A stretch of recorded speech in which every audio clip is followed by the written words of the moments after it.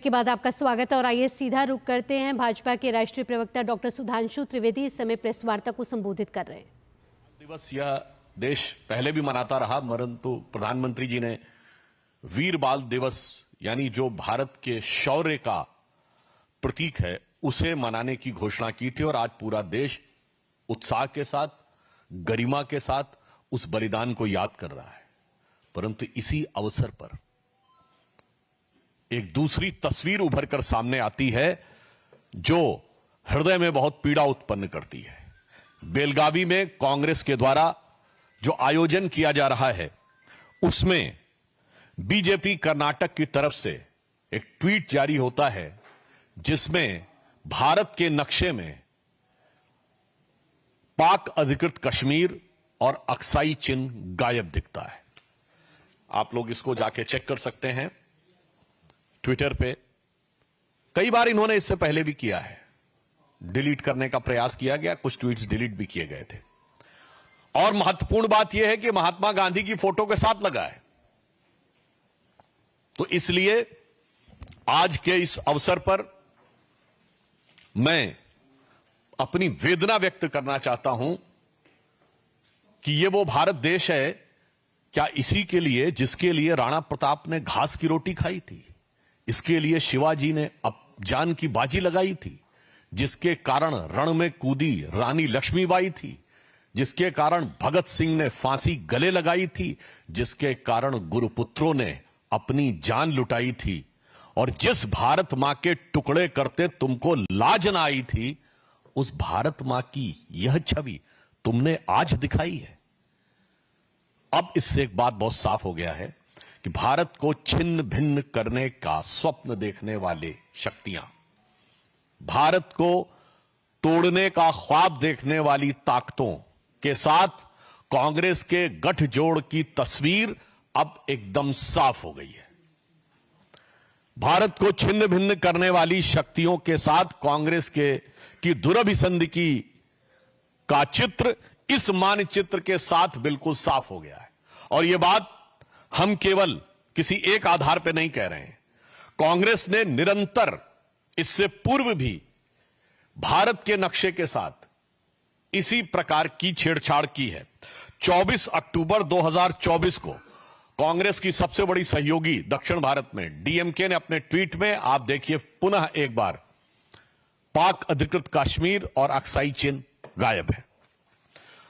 कांग्रेस के वरिष्ठ नेता ने श्री शशि थरूर ने 30 सितंबर 2022 को कांग्रेस के आंतरिक चुनाव का यानी अध्यक्ष पद का जो चुनाव हो रहा था उसके प्रत्याशी के रूप में जो अपना मैनिफेस्टो जारी किया, देखिए एक बार फिर ये ट्वीट डिलीट कर दिया गया था मगर इसके स्क्रीनशॉट्स अवेलेबल हैं। 30 सितंबर 2022 फिर पाक अधिकृत कश्मीर और अक्साई चिन्ह गायब है।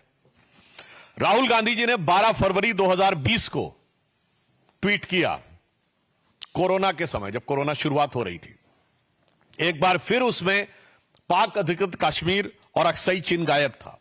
इवन आपको ध्यान हो एक बार इन्होंने ट्वीट किया था जिसमें कि नॉर्थ ईस्ट ही गायब था, जिसको लेकर असम के मुख्यमंत्री हेमंत विश्व शर्मा जी ने बड़ी कड़ी आपत्ति भी दर्ज की थी। फिर आप देखिए शशि थरूर जी का 21 दिसंबर 2019 एक बार फिर इसमें पाक अधिकृत कश्मीर और अक्साई चिन्ह गायब है। अब हम कांग्रेस पार्टी से बहुत सीधा और साफ सवाल पूछना चाहते हैं कि आज जो आपने एक्स पर पोस्ट किया है और पिछले समय में जब ये ट्विटर था तो जो आपने ट्विटर पर ट्वीट किए थे, उन सब में पिछले कई सालों से एक नहीं कई बार, इवन कांग्रेस की वुमेन्स विंग द्वारा भी एक बार ट्वीट किया गया था उस समय, उसमें भी यही स्थिति थी। लगातार भारत के अलग अलग हिस्सों को काट कर क्यों दिखाया जा रहा है? यह सिर्फ संयोग है या किसी व्यवस्थित भारत विरोधी प्रयोग का हिस्सा है? हम सीधे कांग्रेस से पूछना चाहते हैं कि यह लगातार भारत के हिस्सों को काट कर दिखाना यह किसके इशारे पर हो रहा है? क्या कोई सोरस सीक्रेट सर्विस से सिग्नल आ रहा है? या फिर कोई आपको लगातार अन्य भारत विरोधी शक्ति जिनसे कि आप अक्सर सुरताल मिलाते हैं, वो 7 समंदर पार से आपको कोई संकेत दे रही हैं? क्योंकि यहां पर विषय एक बार का नहीं है, यह विषय बारंबार का है और सिर्फ मानचित्रों का नहीं है। आप उन लोगों के साथ खड़े हैं, याद करिए सीए के आंदोलन के समय उन लोगों का समर्थन किया था जिन्होंने कहा था और कुछ ना कर पाए तो कम से कम चिकन नेक काट के नॉर्थ ईस्ट अलग कर देना चाहिए। सीए के आंदोलन में चिकन नेक काट के नॉर्थ ईस्ट अलग कर देना चाहिए का क्या लेना देना था? कांग्रेस उनके साथ खड़ी थी। भारत तेरे टुकड़े होंगे नारे लगाने वालों के साथ खड़ी थी। तो आज हम कांग्रेस से बहुत साफ साफ पूछना चाहते हैं कि आप किन शक्तियों के आधार पर यह कर रहे हैं, और इसके साथ हम इसलिए भी पूछना चाहते हैं कि अब कांग्रेस टेक्निकली मुख्य विपक्षी दल है, मान्यता प्राप्त, क्योंकि पिछले 2 लोकसभाओं में तो उनके पास संवैधानिक दृष्टि से मुख्य विपक्षी दल की संख्या नहीं थी। तो जो कोई भी सांसद शपथ लेता है, आप सबने देखा होगा क्या कहा जाता है, मैं भारत की एकता और अखंडता को अक्षुण्ण रखूंगा। तो कांग्रेस पार्टी और उसके नेता प्रतिपक्ष संविधान की शपथ का उल्लंघन कर रहे हैं कि नहीं?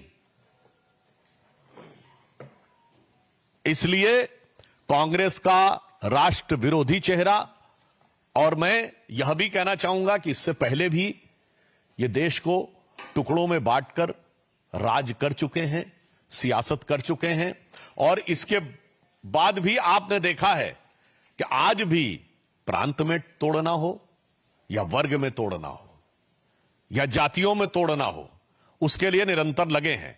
और यह बात मैं ऐसे नहीं कह रहा हूं, कांग्रेस के इसी कर्नाटक में जहां उनका कार्यक्रम चल रहा है, वित्त मंत्री डीके सुरेश जी का बयान याद है जब उन्होंने कहा कि साउथ इंडिया टैक्स ज्यादा दे रहा है, तो पत्रकार ने उनसे पूछा तो क्या आप अलग होने के बारे में सोचेंगे? उन्होंने कहा हां, हम अलग होने के बारे में भी सोच सकते हैं। यह कांग्रेस सरकार के वित्त मंत्री का दिया गया बयान है।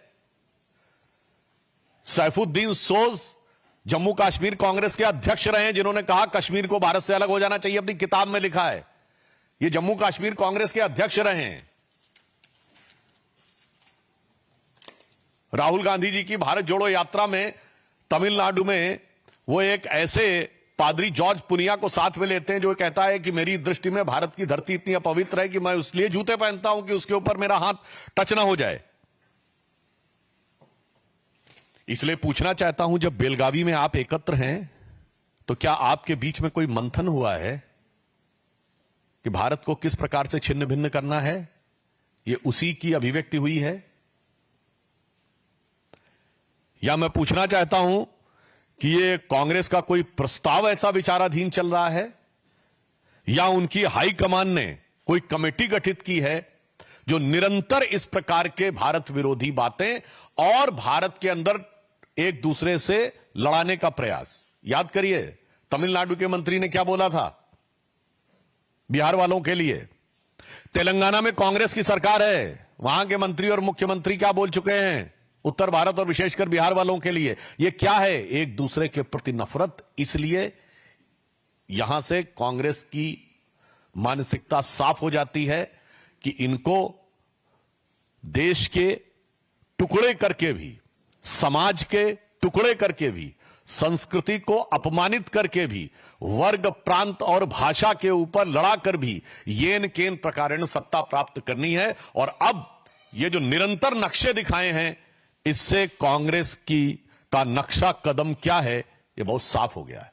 परंतु हम अंत में यह आश्वस्त करना चाहते हैं कि प्रधानमंत्री श्री नरेंद्र मोदी जी के नेतृत्व में ऐसी सभी शक्तियों के को लेकर सरकार सजग है, और हमें पूर्ण विश्वास है कि जितनी सरकार सजग है उतनी ही इस देश की जनता भी सजग है, सतर्क है, और एक पैनी नजर इन ताकतों पर रखे हुए है, और इनके मंसूबे कभी कामयाब नहीं होंगे।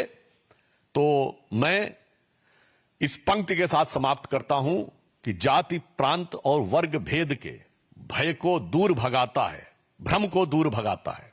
आज जो कांग्रेस प्रयास कर रही है भ्रम फैलाने का, जाति प्रांत और वर्ग भेद के भ्रम को दूर भगाता है।